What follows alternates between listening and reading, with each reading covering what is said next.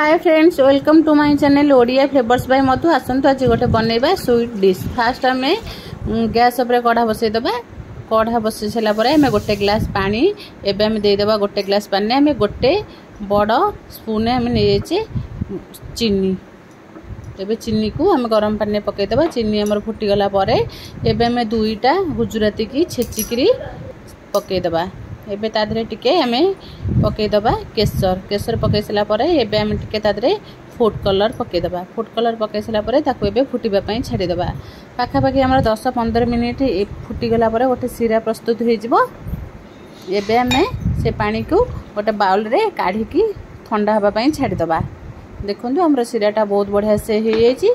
एबे कौन करिबा, एबे आम ब्रेड को एमती साइज करके आम गोटे सर्कल करदबा।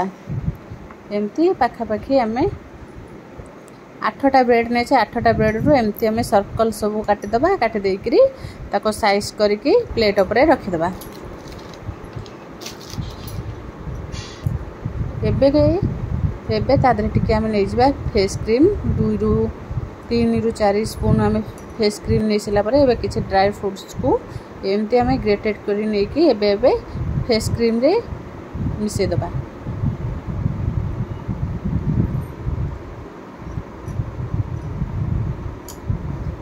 ड्राई फ्रूट्स रे आम आलमंड काजू नहीं आपको एमती भल से आम फ्रेश क्रीम रे गोले दबा। गोले दे सारा पर तादरे 2 स्पून आम अमूल पाउडर पकईदबा। पकई सारा पर एमती भल भाव आम गोले दबा। गोले दे सारा पर एबे कौन करबा, आम ब्रेड को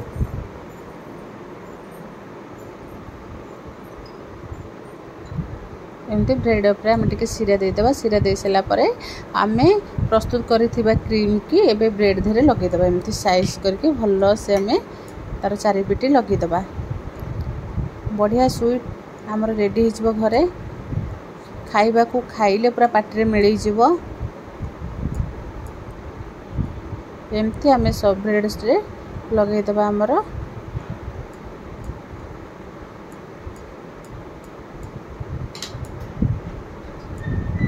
एमती आउ गोटे ब्रेड उपर एटा थोदेबा। थोई देकी गोटे स्पून साइज रे एमती आम तार सबू मिठा को एमती बुड़े दबा।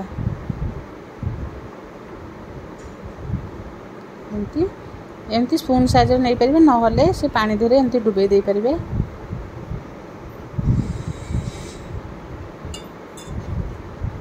देखंतु हमर बढ़िया से मिठा भी रेडी हो जाइए। एबे ताको गोटे स्पून साइज रे प्लेट को रखिदबा। एमती आम गोटे प्लेट रे आम एमती हमर सबू मिठा को एमती आम भल से लगे कि एबे तादरे कौन करबा, ड्राई आम भी कोकोनट पाउडर को टिके देदेबा। दे देकी ताको टिके भल से गार्निश करदेबा। देखंतु एमती भल से आम छिंची देबा। तापरे छिंची दे साइला पर एबे कौन करबा, टिके ड्राई फ्रूट्स को तापरे देदेबा। एमती दे देले देखंतु हमर बढ़िया से मिठा रेडी हो जाइए। एबे कौन करबा, तापरे हमें गोटे गोटे चेरी को 2-2टा चेरी को एमती सजई दबा। सजई दे सारा पर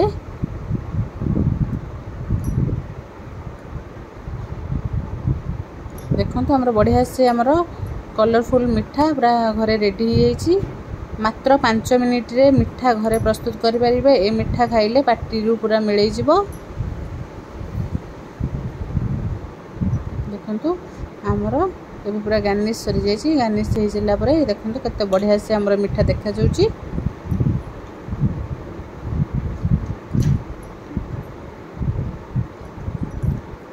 मिठा हमर रेडी हो जाइए। जदि ए मिठा आपण मानकु भल लागला मते कमेंट रे निश्चय जणाइबे। देखंतु एमती हम स्पून साइज रे उठेले हमर मिठाटा पूरा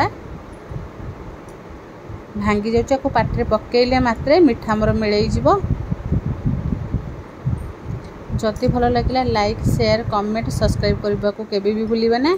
एबे हमर मिठा रेडी हो जाइए। निश्चय एको घरे थरे ट्राई करंतु।